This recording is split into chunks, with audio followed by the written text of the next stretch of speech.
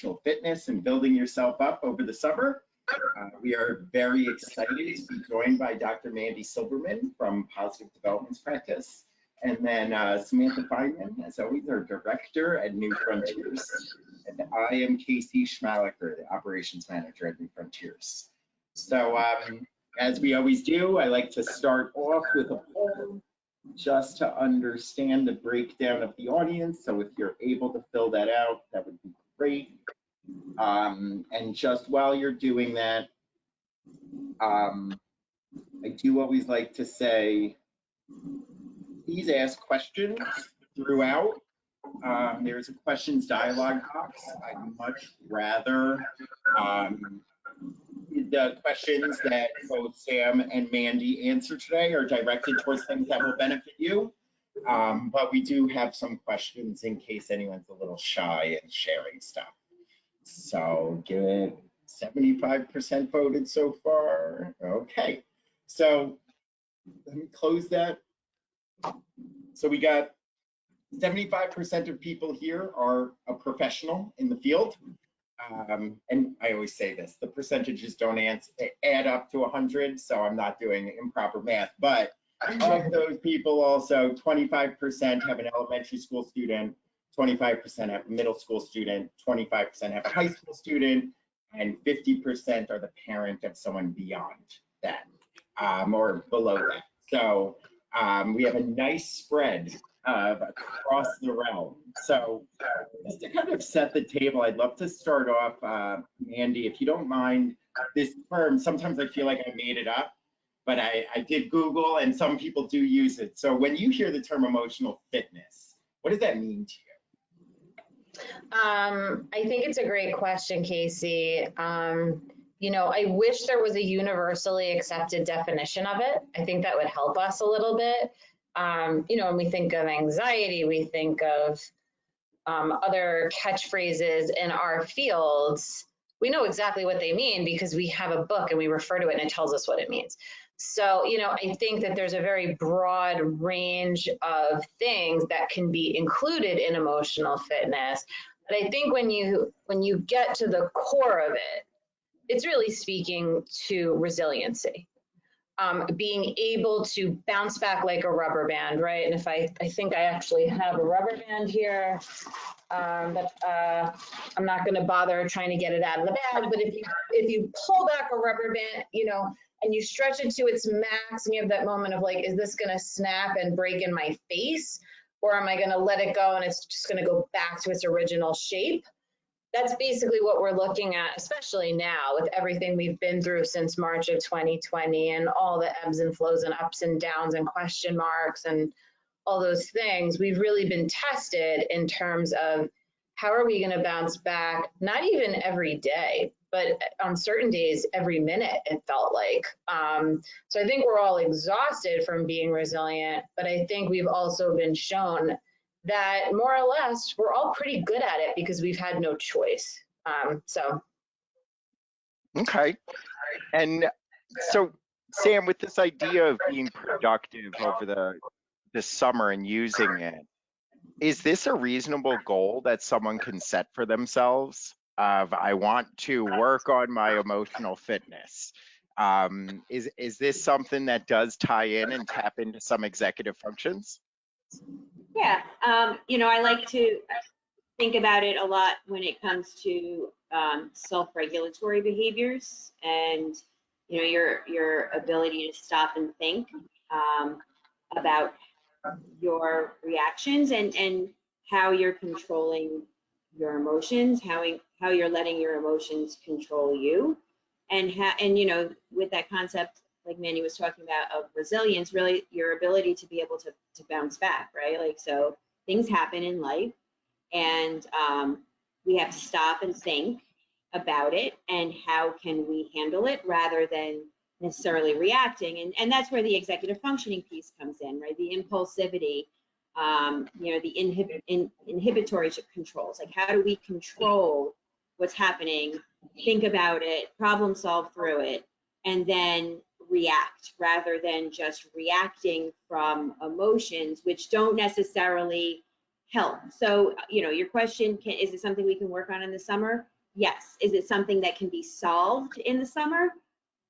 Probably not, right? It's an ongoing skill set that, depending on how much you need to practice it and develop, will be dependent on how much progress you make and how quickly that progress is made in the area.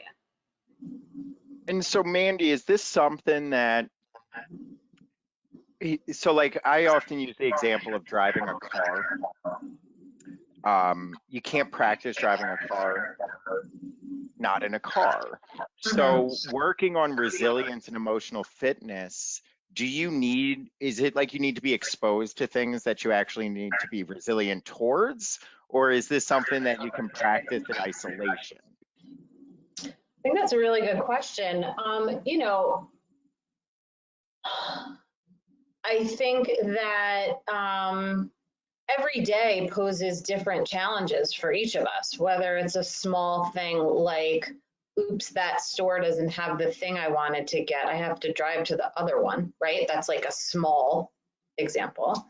There are days where it's like, oh my gosh, it's raining and I planned an outdoor barbecue, right? More medium-sized problem, I guess, to the bigger ones, the more catastrophic ones. So I think one can argue that we have opportunities to practice this in a more continuous way. It's just a matter of really the size of the problems or the intricacies of the situations that we're tested with. And so if we wanted to work on this over the summer, when you're an adult, your life goes on. It's not like your life pauses over the summer. But with people that, is it a good strategy for people to say, I've had such a tough year, I want to just do nothing? Is that a way to work on this? Like, because a lot of people, I think, say, let me just recharge and it will be okay. Or should people use this opportunity to put themselves out there, to go to the store, to be let down, so that they are working on this stuff? And we are famous for it depends as an answer, but I'll give a clear one on this. Yep. Because I get asked it all the time, and usually the summer is when they are meeting with people like me, they're usually like, I don't want to know from you until after Labor Day. Leave me alone, right? Because they often equate me with, being productive over the school year. And I think everyone is entitled to make decisions that work best for them, right? That goes very much hand in hand with working with professionals like us. My direct answer is taking a break from mental health related stuff is tricky, okay? Because then what winds up happening is it stirs up anxiety of like, ooh, well, when I get back to working on my emotional fitness in the school year, oh my gosh, that's when the school year starts. So I think it's a disservice to us, A, because we're putting something that's essential to our psychological well-being on hold, and B, it's causing stress for when we do resume it. And then we run the risk of being kind of rusty with how to do those things. Now, also, we all look at the summer as like all that stuff on the to-do list, leave it alone. I want to go to the beach. I want to sit in the sun. I want to stare at the wall. I want to eat, name that summer food, ice cream truck, whatever it is, right? We look toward the summer all year round to have that big deep breath. What I'd say to that though is, more times than not, when someone really dives into that, where they say, I am doing nothing, it usually winds up, diluting or affecting the summer experience. Because when you do nothing and you have no plans and you're just kind of, living life, it actually gets boring really quickly. Some can actually find that they feel depressed because they don't have the structure that they didn't even realize they relied upon for the other 9 months of the year or so. And so my solicited advice is to maybe take the edge off the intensity and the urgency and the have to, and change it to want to. Occasionally, sometimes, oh, I'll do it on the weekdays in the summer. I'll do it Monday, Tuesday, Wednesday, and give myself 4-day weekends of nothing. So to boil it down, I'd say something is better than nothing.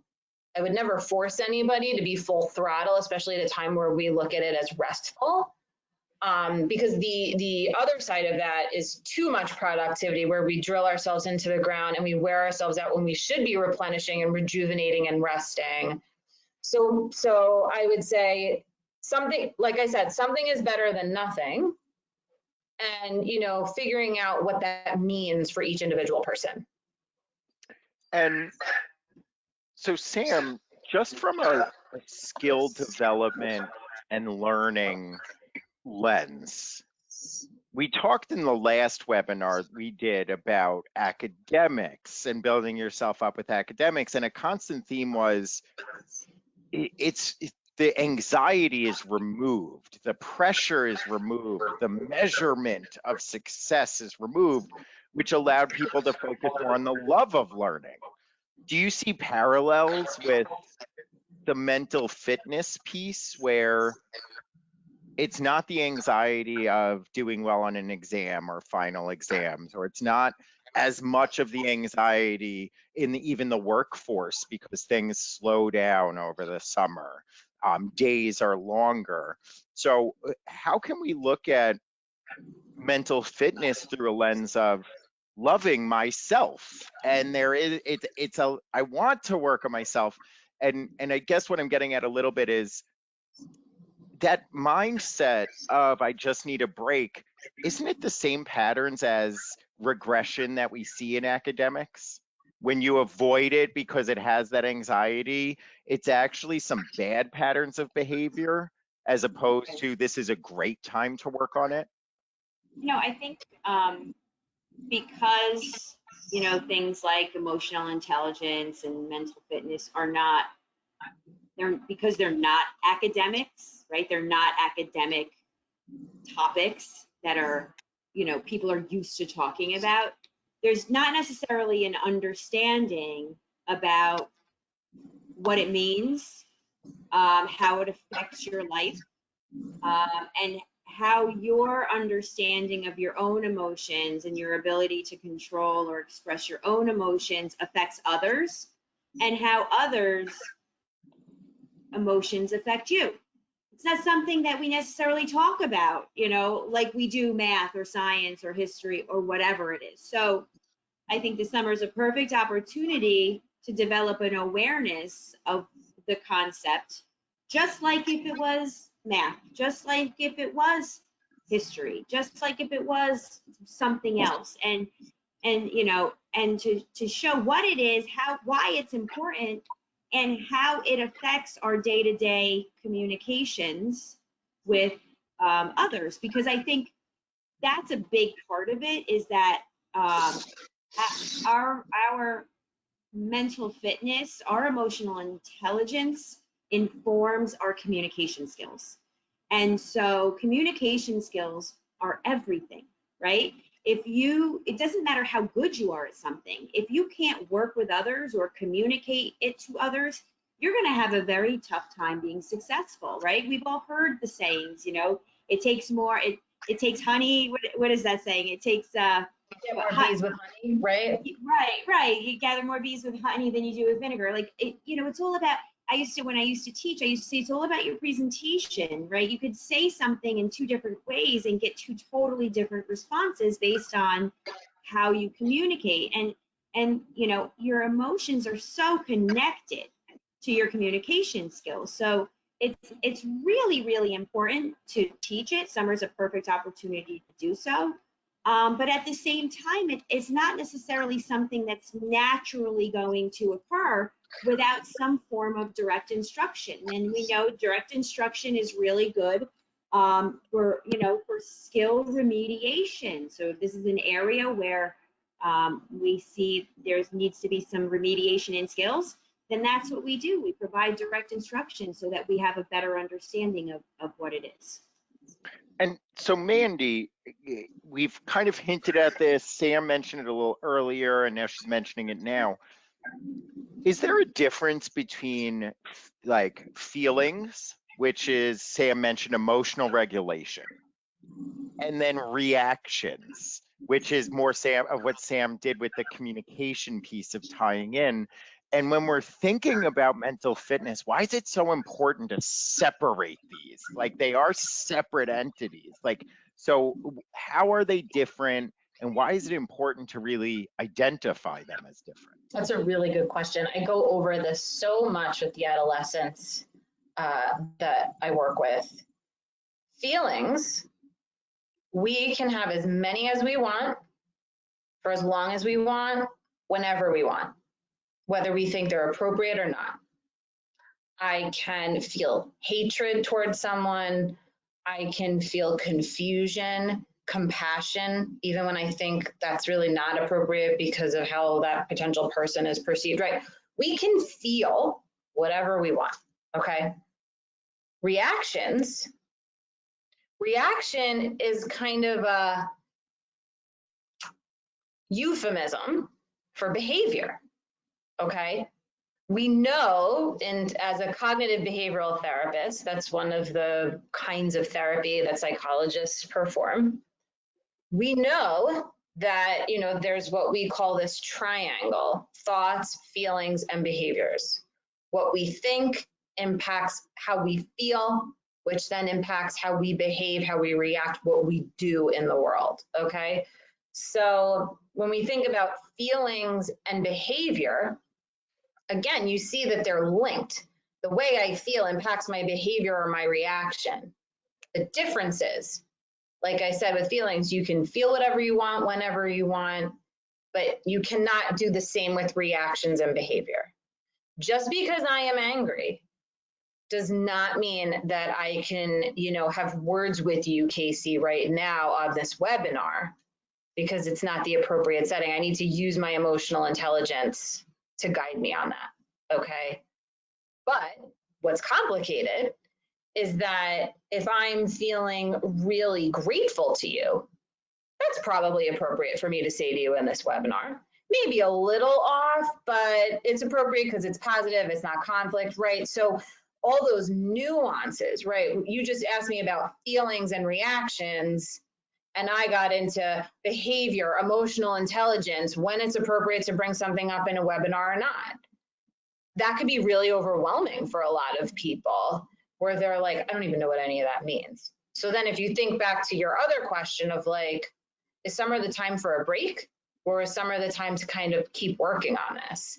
And so for those who are watching, whether it's they themselves or somebody they know, if they think what I was just talking about was confusing, that probably means that they should keep working over the summer, at least on a maintenance level, because this is something where you do more damage to yourself when you time out for a little bit than if you just slow down, wait, and then ramp up when it feels appropriate. But again, back to that question that you just asked, feelings and reactions, they're related, but they're really very, very different with what we do with them. And so Sam, to tie back to that explicit instruction piece, either for ourselves working on ourselves, or if we're supporting others, why is that important to operationally define that feelings inform reactions, but they don't have to dictate them? Or when do they dictate them? Like, why is it important to start at those basics of what do these things mean? And even a little bit of, like, I know I work with a lot of clients on, you think X, it leads to you feeling Y, which leads to you doing Z. Or that you could do, you feel X, you think X, so you do Y, and it leads to you feeling Z. Why, like, this can sound very rudimentary to people to talk about feelings, but why is that so important if you actually want to make a change? Yeah, I mean, it may seem simplistic, but it's really quite complex and abstract process that we go through. And like Mandi was saying, context is everything, and the context. So it's not just even about the skill set but also taking in your environment and making decisions based on the context of your decisions, as well as being able to understand it from the perspective of somebody else, right? So it's not just about my feelings and my reactions, but my feelings and reactions are going to inform the feelings of and reactions of another person. And then their feelings and reactions are going to inform my feelings and reactions. And so we have this cycle of interpersonal dynamics that really is quite complex when you start to look at it. And again, it's very abstract. It's not a very concrete, tangible concept. So I know a lot of, so you've got that abstractness, you've got that interpersonal dynamics and the effects on communication, and the underlying, issues with understanding context and impulsivity behaviors. And it's actually a quite complex skill set to work on. So the more you can operationalize it, right, the more that you can make it concrete and tangible, right, in bite-sized pieces, the more that you have the ability to break it down to an understanding at a less complex level. And so I know with a lot of the clients that we work with, that that interplay of context and impulsive behaviors really informs their reactions to stressful situations, to problematic situations. And so, when we're teaching that, we're stopping in the moment and using that moment as a teachable moment to say, okay, let's look at what you did, the decisions you made, how this played out, and then what happened, right? How did it serve you? Positively, negatively? How do you think the other person felt in this scenario? And so you start to open these doors of kind of developing insightfulness about the process when you're able to kind of break it down and operationalize it, because it requires you to stop and really look at the situation and what happened and the results from how it played out. I think And it's, Sam, go ahead. oh, sorry, Casey. There were two things I wanted to add to what you were saying. The first thing is, well, to Casey's point earlier, this is rudimentary, and it can sometimes feel insulting to break it down like this. But, Sam, the way that you are breaking it down, reminds me of something I say to a lot of my clients, which is, you're only truly an expert at something if you can break it down to its most basic level, right? And so if you can go from the social situation that was tricky to thought, feeling, behavior, interaction, trigger, thought, feeling, behavior, right? If you can't do that, then it probably means there is more work to be done so that you truly can feel expert in that kind of setting. So, to those who are listening and thinking, oh, I'm beyond that, what I would say to that is, even the most skilled folks, even clinical psychologists, have to do this, because none of us are truly expert in this, because we are all human. Emotion makes us incredibly fallible and sometimes short-sighted. And so this is a skill that really we're never really done with it. It's more a matter of going back to it when we need it, like a safe place to land, a comfortable pair of jeans almost, right? Let me get back to this so I can reset and refocus and make sure all of my ducks are in a row. And I just think, and this is the educator in me coming out, how do you develop strategies if you don't know where in the process things are falling apart. And so some of these aspects you might be great at, or the people, your loved ones that you join this, or those you work with, like they might not struggle with the whole process. Yes, they may react, but maybe it's not the entire process they need help on. So how do you inform the strategies or inform the fitness routine without first breaking it down? Are they able to identify their feelings? If they can't identify their feelings, there's no way to start working on the emotional reaction because they're not identifying the feelings in the first place. And so you got to break this down to be able to figure out, where can I better myself? How can I set goals over the summer? And so I know a little bit about myself. I used to have, I should get it up here, but the virtual world gives me more time to reflect before I react. It's a benefit of it. It's not always in front of people. But I used to have in my office, it said, listen, think, wait, respond.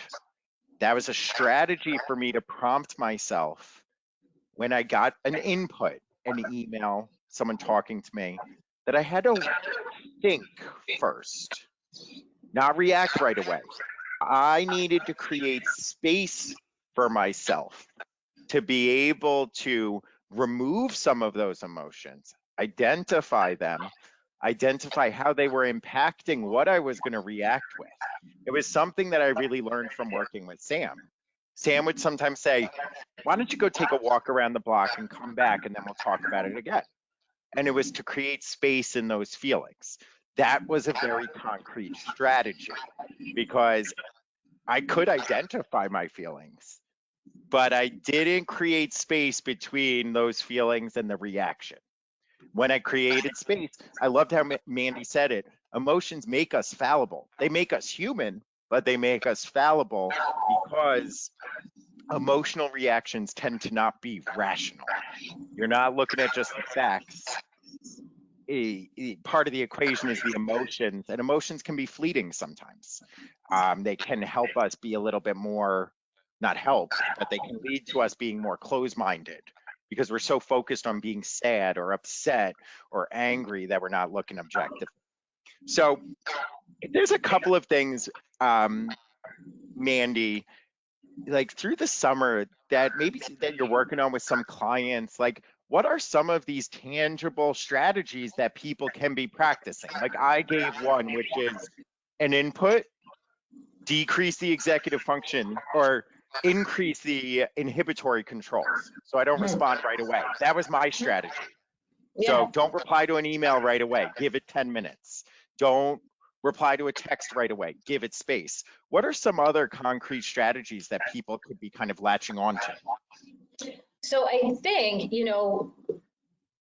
with it being summer and people wanting to slow down, tune out, zone out, two of the more critical strategies that we use with emotion regulation, emotional fitness, resiliency, I think are actually very summer appropriate.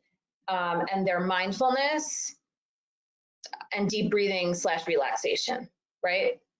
So like, think about it, practice, engaging in mindfulness as your homework. You could bring that to the beach with you because we all know everybody has a cell phone and AirPods or headphones. You could practice, you can engage in a mindfulness practice daily if you wanted to, or Monday, Wednesday, Friday, or anytime you were sitting by a body of water, whatever, however you want to do that. But I think mindfulness practice is really essential to emotional resiliency because it helps us with that emotional impulsivity and the fallibility. Not that fallibility is bad, because again, we are humans, we are flawed, we are supposed to make mistakes. But by being mindful, by being in the moment, by being able to identify the thoughts and feelings to then maybe inhibit some reactions, a mindfulness practice is crucial.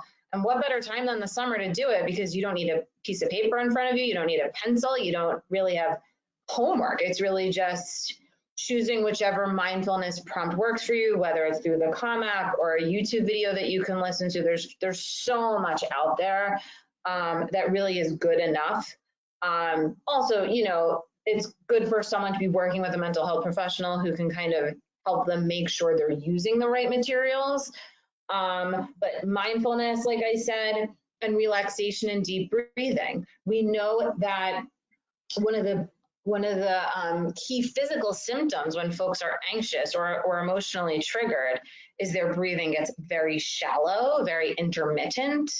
And so the practice of taking a big inhale through your nose, holding it, and, you know, blowing it out of your mouth repeatedly, we know that that helps the physiological response to anxiety and feeling revved up emotionally. So again, both of those skills, mindfulness and deep breathing that I mentioned, they're really critical, really important. Most people are really bad at them because they dismiss how important and helpful they are.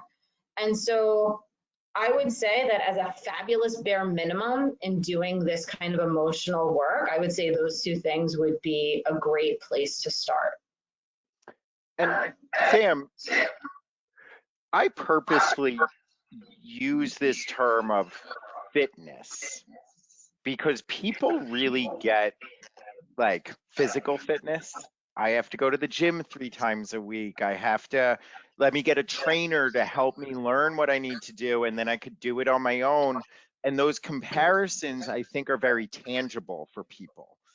But there are sometimes those that we're trying to support that really want this, but they don't set up those routines.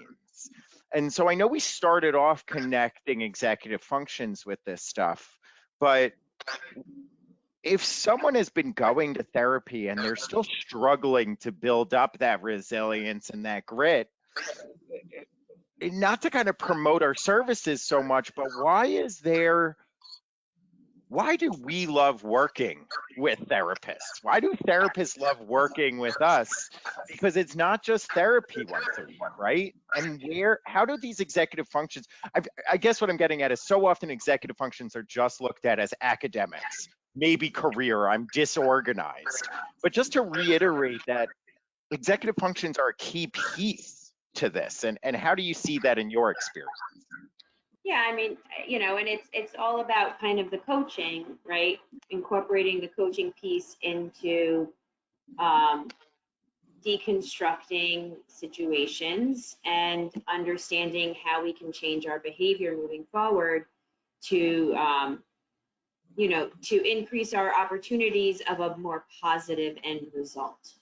And so a lot of times it's just, you know, I know with the coaching, I do a lot of this type of social communication coaching, which is very much tied to emotional regulation and, you know, emotional intelligence, mental fitness. And so a lot of times it's just about coaching through scenarios that have happened and how our emotions in those scenarios were connected to our responses, and then incorporating some strategies so that we increase our opportunities of being more successful in the next time it happens. So you know, sometimes we have clients that we work with that their reactions are very impulsive and don't serve them in a positive way.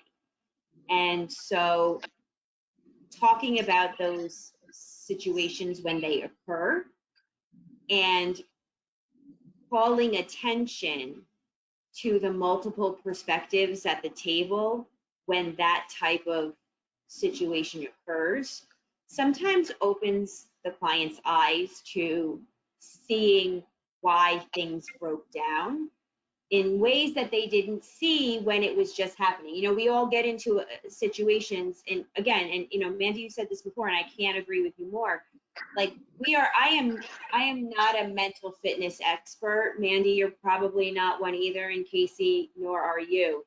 We're all just human beings that are living on this planet trying to do the best that we can, and we can always do better, right? And so we are not, you know, infallible either, and we practice these things as well in our own lives, in our own practices. And so you know, knowing that and knowing that everybody that comes into contact with our clients also are those humans trying to do the best they can. You know, it's so important from, you know, both an interpersonal and an executive functioning point of view to be able to break down the situations, not only from your perspective and what could you do differently, but how can we look at another person's perspective? And so, you know, when you get in an altercation with somebody, you did that because of X, Y, and Z, but how do you think that made that person feel? What, switch it around. What if you were in that person's shoes? How would you feel if that came at you? And sometimes we get these real aha moments with the clients because they're very kind of focused on just their perspective. But then when you start to break it down into like a problem solving paradigm, right? Like what happened? What's your perspective? What's the other person's perspective? They're like, okay, yeah, you're right. Like I never thought about it in that way, that I can see how it kind of snowballed into, you know, a difficult situation. And the fascinating part is we've all been there, right? We've all gotten into an argument with somebody where at the end of the argument, we don't even know why we were arguing in the first place. And so we, you know, it happens to everyone. And the most important thing is to just be able to deconstruct it, make it objective, make it tangible, not live in the past. It's over and done with. Now we're going to move forward, but we are going to learn from it. And it's okay to learn from it because none of us are perfect, and it's okay for it to happen. And you just, I don't know if you guys saw me writing like a madman over here. So much of what you just brought up, we're talking about this in a mental health lens, but if anyone here is an educator, you probably heard learning differences. So as Sam was talking, self-monitoring came up, the ability to reflect on what occurred and did it go well, what were my feelings, what were the outcomes. That's an executive functioning skill. If you lack that skill, then you lack the tools to practice this stuff. And so Mandi, I know like we've collaborated and we work with individuals with learning differences, and I'm specifically using learning differences because you don't need a diagnosis to have a learning difference. Correct. You don't need a diagnosis to struggle with executive functions. But what is so unique about the benefits of mental fitness?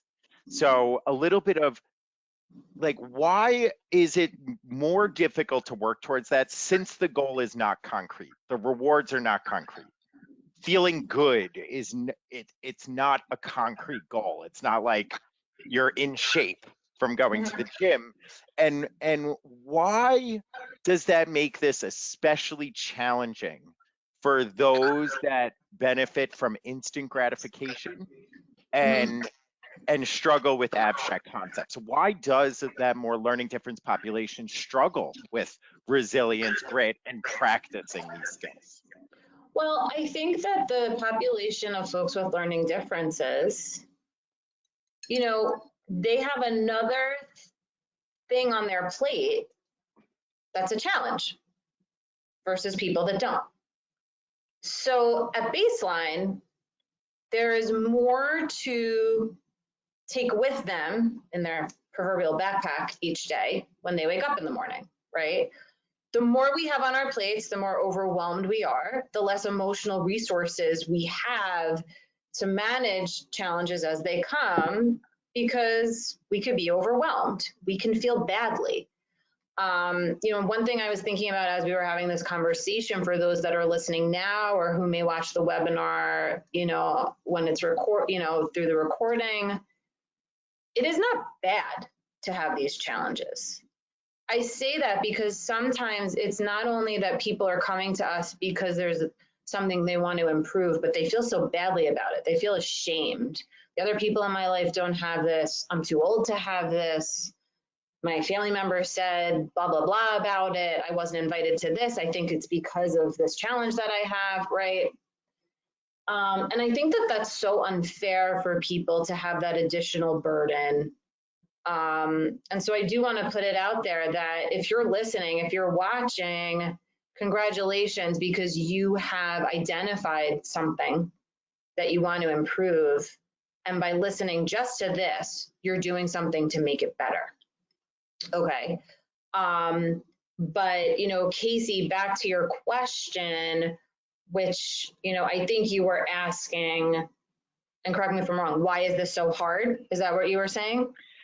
I guess just what about, I feel like people sometimes beat themselves up that this is harder than other things. But Yes, what okay, right. about it being abstract and Yeah. that it's far off in the future? You don't see an immediate change that makes it especially hard for those with Yeah. learning differences. Right.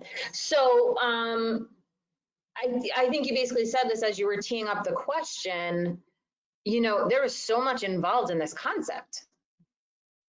Like you said, it's not like I'm going to the gym. I know I made progress because I lost weight and I have more muscle tone, right? Or whatever the metric is. You know, that's really concrete, direct, simplistic, maybe not simple for those who are working on losing weight right now, versus this emotional fitness. If there was a note taker while we've been talking for the past 40 minutes or so, there was a lot of jargon that we've thrown out here. Executive functioning, anxiety, cognitive behavioral therapy, social nuance, reaction, process, right? There is so much here. And if we had 5 hours, I'm sure there'd be even more jargon that we threw out there. This is a very multifaceted, vague, ongoing thing. The target constantly changes. For some folks, they're better at staying calm in the moment over time with the work that they're doing. And then they realize the words that they use when they're calm don't always go right. And maybe the person that they're talking to is offended, and that becomes like the problem du jour. So not only is there a lot involved in this, but the goals change over time, a lot of times in very sneaky ways where, you know, I often joke with my clients, I wish we all had a narrator in our lives, like in a movie, right? Mandi accomplished her goal of staying calm in the moment. And now her challenge for the month of July is to use the right words when she's frustrated, right? If only we had that narrator, it would take so much of the guesswork out, because it would mean that someone else was telling us what our difficulties were, when instead we're the ones that have to identify it and take the time to do that. Which is why, back to the question earlier in this conversation, is should we still be doing the work over the summer? Well, kind of, especially if we have a lower or lesser amount of stressors, generally speaking. When it's quieter, when it's slower, that gives us the space to take an inventory, see how we're doing, think about what's working, what's not, what's hard, what's easy, so that when things do speed up come September, you know, we'll have an ability to do the work on those things because maybe they've been identified or modified or updated. Casey, did I answer all that? Because I can go on a lot of tangents. You did, and Okay. you're speaking to the choir. Talk about tangents. So I think we're going to start wrapping up. If anyone has last questions, please submit them. But I do like ending these webinars with not homework, but sometimes people feel like, oh, I wish we went more in detail here. So I almost like just sharing what are things that you can continue researching on your own or looking into. And even in the survey, if you wanted a more in-depth webinar on one of these, but just some of the things to walk away with. And please, I'm going to go through the things that I held in my working memory, but then if you guys, Sam or Mandi, to throw out. So a couple of things: breathing exercises, great thing to practice over the summer, getting into the habit of using them. Mindfulness, self-monitoring skills, inhibitory controls came up, metacognition a little bit, breaking down goals into smaller goals, because if you can bring a goal closer, it's more motivating. The farther away, the more stamina you have to maintain without a reward. I'll throw out one just that didn't come up so much, but Sam used different words for it. But theory of mind. So how do my perceptions differ from others? How might they interpret my reactions different than I interpret them? Is there some other things? I did like the breakdown between feelings, thoughts, and behaviors. I think that's a very nice concrete thing. But is there other things, Sam or Mandy, that you think like as takeaways if people wanted to research a little bit more that would be useful? I mean, I was going to say, and you kind of already just reiterated it, perspective taking, right? Just understanding that it's not all about you. It's not all about me. It's about us and how we interact with each other that informs our communication styles, and it informs our emotions. So, I think perspective taking is something that's really important to understand and address when when our goal is, to work on emotional fitness. And I think, for those that are thinking, because the three professionals on this webinar, we know what that means. We know how we would start it. To those who are thinking, I don't even know where to begin, a way to begin would be to say to the person in the room, if you're thinking like, I have no idea what they're thinking right now, ask them, are you okay? What are you thinking right now so I can make sure that I'm doing the right thing, right? Or, what do you think about what I just said? Be upfront, be honest. What we kind of downplay a lot is how much we all appreciate honesty and transparency and authenticity. And most likely the people that you have in your life on a regular basis, they're going to know what your strengths are, what your current challenges are. And when they hear a question like that, they're going to feel so refreshed, maybe so proud, so pleased, so excited to hear that, because it'll give them an opportunity to give really nice, productive feedback. And then eventually you can get to the point where you think, okay, well, in the past, when I've used that word, they have told me they felt this way, and they have a certain facial expression on their face. Now, I don't even think I need to ask them what they're thinking because they have that same facial expression, so I think I know how to modify. So I think if that, that would be my recommendation as a first step if you feel like you don't know where to begin on that. I thought about that right after you started speaking. Build up your emotional vocabulary. Some people don't have an emotional vocabulary to describe how they're feeling, and lean on others, like the example that I used with Sam, where sometimes Sam would say to me, I think you're reacting a little bit. I'm just trying to support you. Why don't you take a walk? Open the lines of communications with others that you do trust, that you can feel comfortable so that they can support you.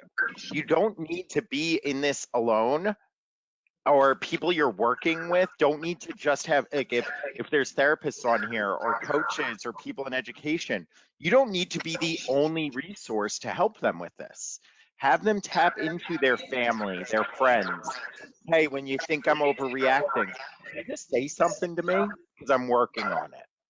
And this is a great way to have it integrated into your daily life, because with therapy, with coaching, with the gym, you don't expect to go once a month and then it's all better. It's something you're practicing continuously. So thank you to Mandy and Sam.